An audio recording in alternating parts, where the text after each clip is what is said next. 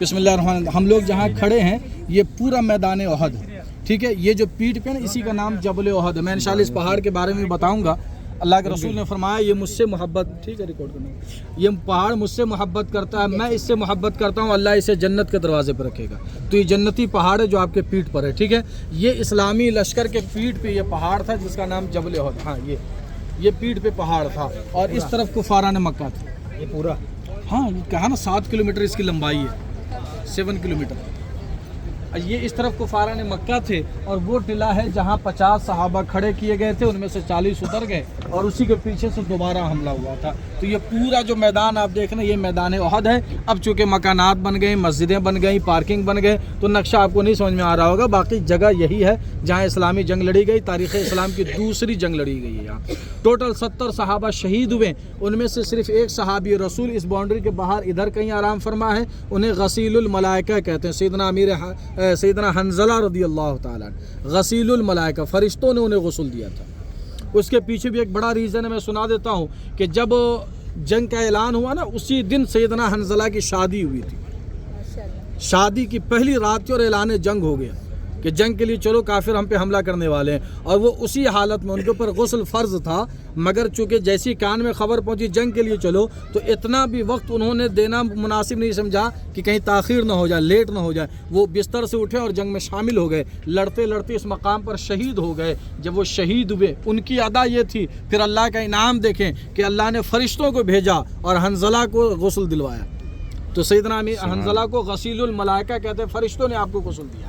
تو وہ اس باؤنڈری کے باہر ادھر آرام فرما ہے, باقی 70 صحابہ اس باؤنڈری میں آرام فرما ہے. 69 صحابہ. تھوڑی سی نظر کو آپ دور کریں گے تو سامنے 2 قبریں آپ کو دکھائی دیں گی, 2 اینٹیں کھڑی دکھ رہی ہیں نا, دکھ رہی ہے. وہ جو پہلی اینٹ اوپر کی طرف ہے, اوپر کی طرف ہے, وہ سرکار دو عالم صلی اللہ علیہ وسلم کے چچا جان سیدنا امیر حمزہ کی قبر مبارک ہے.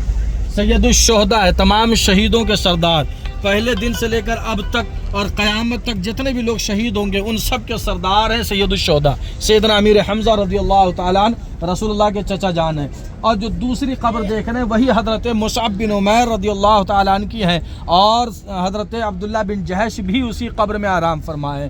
قبر ایک ہے, یعنی وہاں پر ٹوٹل 2 قبریں آپ کو دکھ رہی ہیں, مگر وہاں 3 یا 4 صحابہ ایک ساتھ آرام فرمائے. اس کو اجتماعی قبر کہتے ہیں. ایک ہی قبر میں 2 لوگوں کو دفن کر دینا, 3 لوگوں کو دفن کر دینا. اب یہ دیکھیں سامنے جو گڈھا آپ کو دکھ رہا ہے, اس گڈھے میں یا اس کے اطراف میں یہ علاقہ یہی ہے. ٹوٹل 65 یا 64 صحابہ کرام اس میں آرام فرمائے اجتماعی طور پر. یہاں اور زیادہ تھا, ایک ہی قبر میں 4 5 صحابہ کو ایک ساتھ دفن کیا گیا. تو یہ ٹوٹل 69 صحابہ کرام ہیں.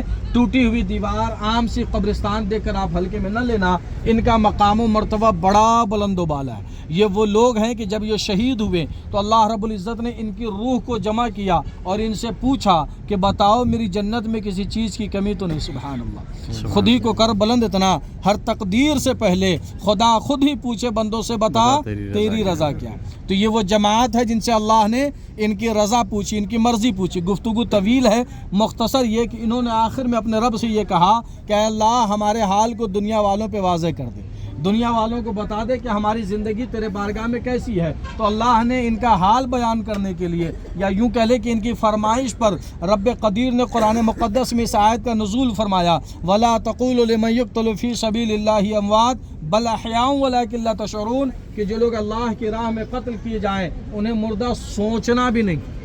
کہنا تو دور کی بات ہے, سوچنے پہ اللہ نے پابندی لگا دی, بلکہ وہ زندہ ہیں. رب کہتا ہے, قرآن کہتا ہے وہ زندہ ہیں, اپنے رب کے پاس رزق پاتے ہیں. تمہیں ان کی زندگی کا شعور نہیں ہے, تم نہیں سمجھ پاؤ گے کہ ان کی زندگی کیسی ہے, کیا ہے. تو یہ وہ لوگ ہیں جن کا بیان, جن کے تعلق سے اللہ نے قرآن میں آیت کریمہ کا نزول فرمایا. اور سرکار دو جہاں علیہ الصلوۃ والسلام اکثر شہدائے احد یعنی یہاں تشریف لایا کرتے تھے اور انہیں سلامی کر کے انہیں دعائیں, ان کے حق میں دعائیں کیا کرتے تھے. آئیں بڑے ادب کے ساتھ میں سلامی پیش کراتا ہوں, آپ سب لوگ میرے ساتھ پڑھیں.